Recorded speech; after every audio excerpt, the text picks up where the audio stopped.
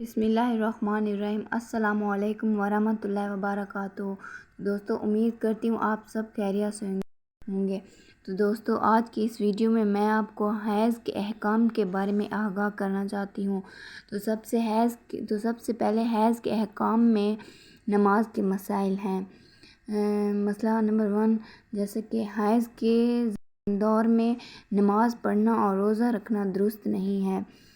فرق اتنا ہے کہ نماز تو بالکل معاف ہو جاتی ہے، پاک ہو جانے کے بعد بھی اس کی قضا واجب نہیں ہوتی ہے، لیکن روزہ معاف نہیں ہوتا، پاک ہونے کے بعد قضا رکھنی پڑے گی۔ دوسرا مسئلہ یہ ہے کہ اگر فرض پڑھتے ہوئے دوران نماز حیض آ گیا تو وہ نماز بھی معاف ہو گئی، پاک ہونے کے بعد اس کی قضا نہ پڑھی جائے تو کوئی مسئلہ نہیں ہے، اس کی قضا نہیں ہوتی۔ اگر نماز نفل یا سنت میں حیض آ گیا تو پاک ہونے کے بعد ان کی بھی قضا پڑھنے کی ضرورت نہیں ہوتی، ان کو نہ پڑھا جائے تو کوئی فرق نہیں پڑتا۔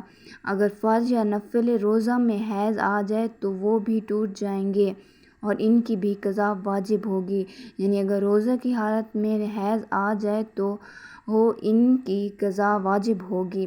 مسئلہ نمبر 3 یہ ہے کہ اگر نماز کے آخر وقت میں حیض آیا تو ابھی نماز نہیں پڑھی تھی، یعنی نماز سے پہلے آخر وقت میں، یعنی نماز سے پہلے حیض آیا اور بھی نماز نہیں پڑھنی تھی، تب بھی نماز معاف ہو گئی، یعنی اس کی قضا نہیں ہے۔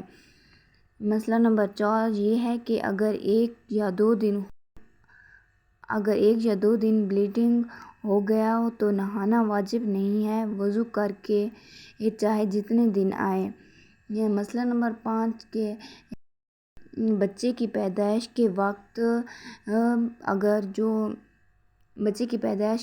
جو خون آئے وہ استحاضہ ہے، مطلب جب بچہ آدھا سے زیادہ نکل ہے تو اس وقت جو خون آئے گا وہ بھی استحاضہ کہیں گے، یعنی اس کی بھی قضا نہیں۔